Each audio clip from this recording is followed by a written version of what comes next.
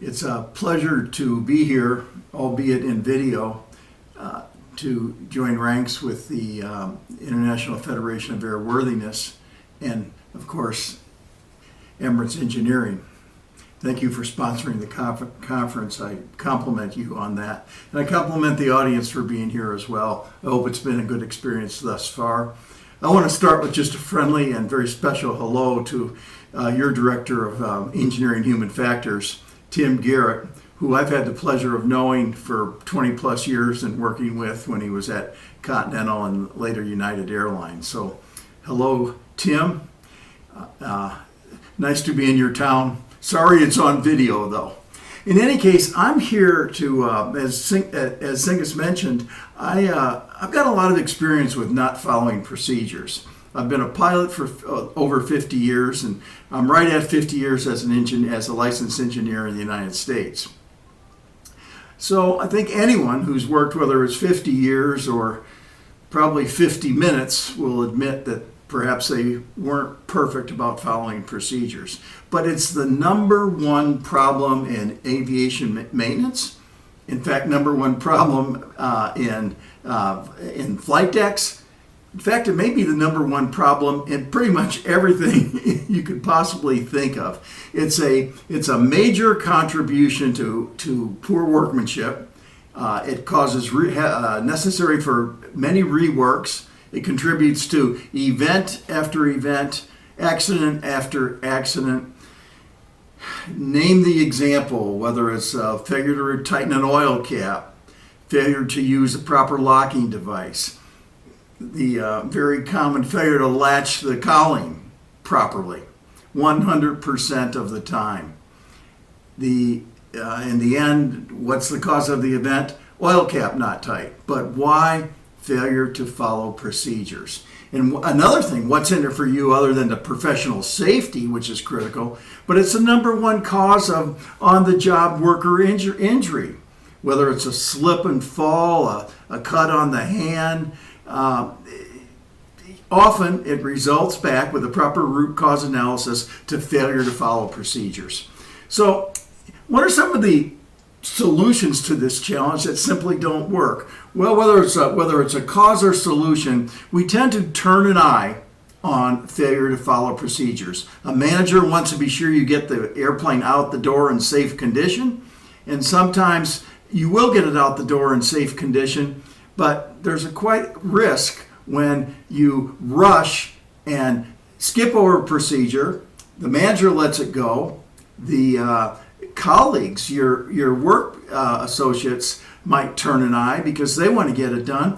And even personally, we say, oh, I can get that step done quicker than the procedure says. So that is a risk. Now, another risk is the rush. This industry is in a hurry. We don't have the time to drag our feet and go slowly.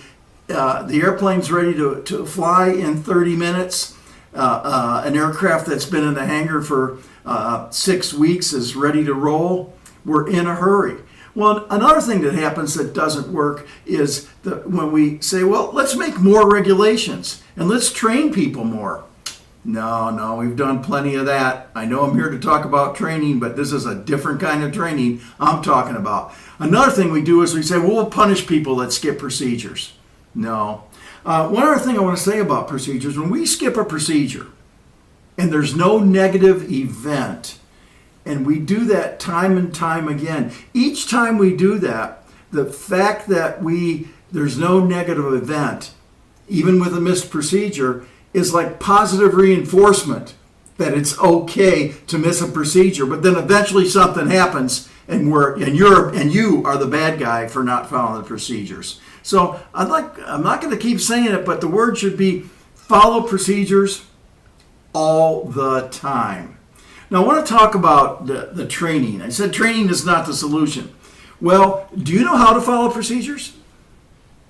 Do you know the regulations for following procedures?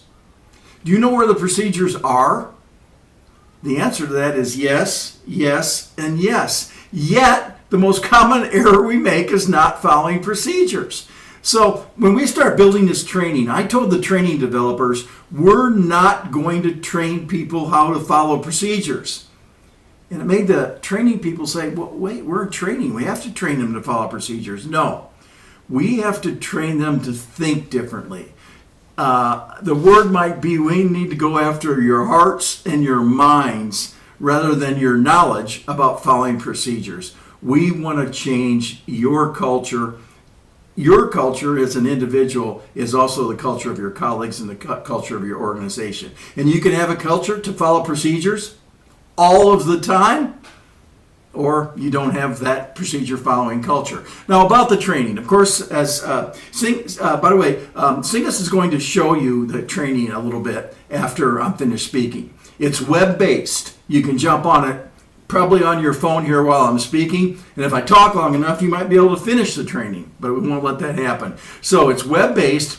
It could get done in as quickly as 30 minutes. Most people, the average is about 45, and a few people we see go over 60 minutes. Now, it's multimedia. So what is that? What does multimedia mean? There's some things you have to read. So there's some reading involved. Of course, there's some videos, as you would expect. There's some animations. So it's a mix. It also mixed in our quizzes along the way, short question and answers. So some people may read fast and answer the questions quickly. Some people may read slow and be slower about reading the questions. So that's why it takes up to an hour to get the training done. But in my opinion, it's not long enough to get bored. And I can get bored fast. I don't get bored at the training, or at least I haven't thus far. Short quizzes, and then at the end of the training, you better pay attention. For those of you who can get it done in 30 minutes, you better pay attention because there's an end of course quiz. And that's optional, but in order to get full completion of the course, you must take that quiz. By the way, I'm going to say it now, I should say it again. How do you find it? Okay, it's on procedure following.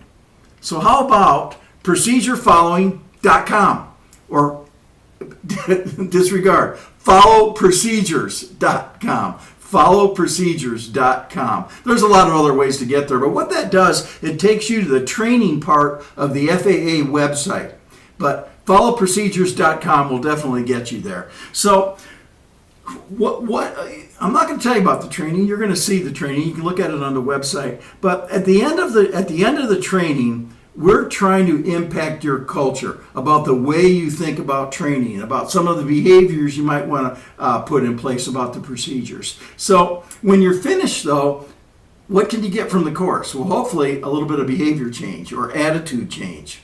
It's not going to change your knowledge. You know about procedures already. But it will.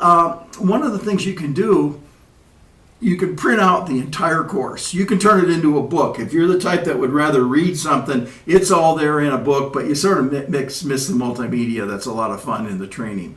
Some of the things you can get. Okay, you can print out the whole book. I think it's about 18, 20 page printout with pictures, etc. But another thing you could do is you could get the pledge. I want to show you this pledge just a little bit. It's a pledge that you can sign up for. I don't know if you can. I'm not going to expect you to be able to read that. But let me just read a little bit of this pledge to you. It says, I, Dr. Bill Johnson, pledge to champion an improved culture of procedure following at my workplace. I won't blame others. I'll take the responsibility. I will keep the failure to follow procedures safety champion skills such as accountability, communication, leadership, and problem solving. I'll keep it at the forefront of my daily activity. By the way, we have 11 champion skills throughout the training. Going on, through my words and actions, I will demonstrate my dedication to detecting and addressing the hazards and ultimately the risks associated with failure to follow procedures. By honoring this pledge, I will be doing my part to eliminate failure to follow procedure risk for good.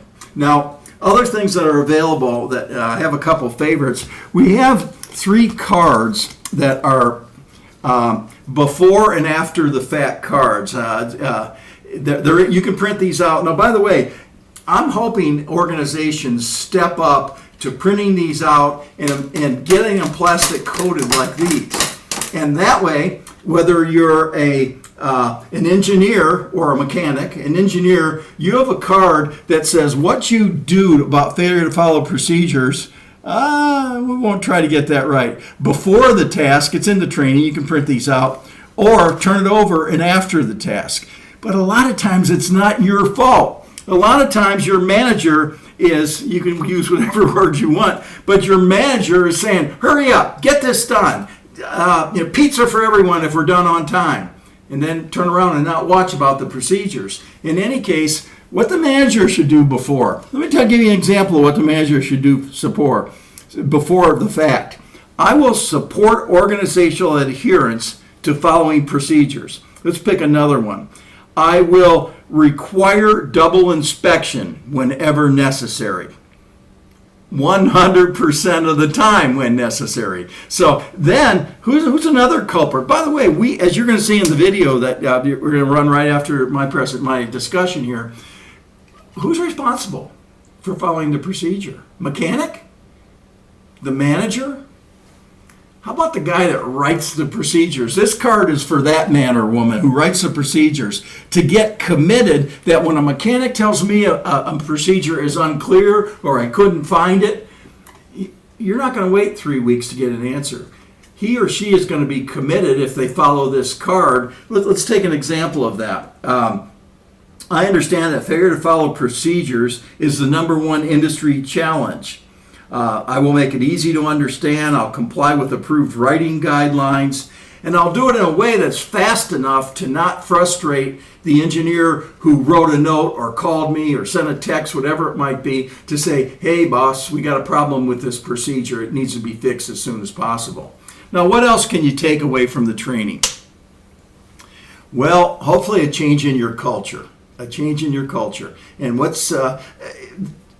you cannot ignore the challenge. 100% of the time, you're going to have to think about following procedures. What's going to be the result? I would say, what's in it for you? Well, first of all, a safe work product. What you fix, you know is going to stay fixed and it's going to operate and fly safely. You're also going to follow procedures to be sure you don't injure yourself or injure your colleagues. So you're going to work safer. Now, perhaps they're all important, but one that really strikes me is, as an engineering professional, I want to get it right. Flight crews, passengers, and so many people expect, almost take it for granted that the work I do is going to be perfect. It's going to be airworthy and it's going to stay airworthy. I take a lot of personal and professional comfort as an engineer when I do that. It's high in job satisfaction.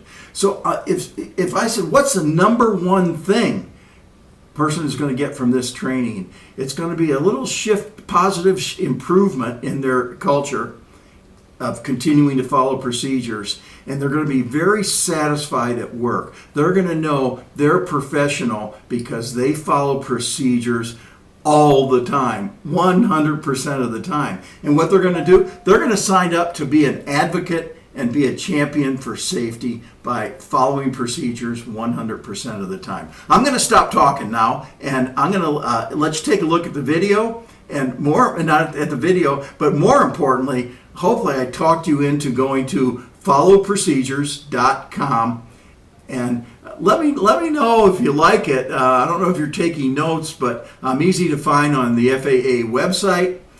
I'm also bill-dr.johnson@faa.gov. bill-dr.johnson@faa.gov.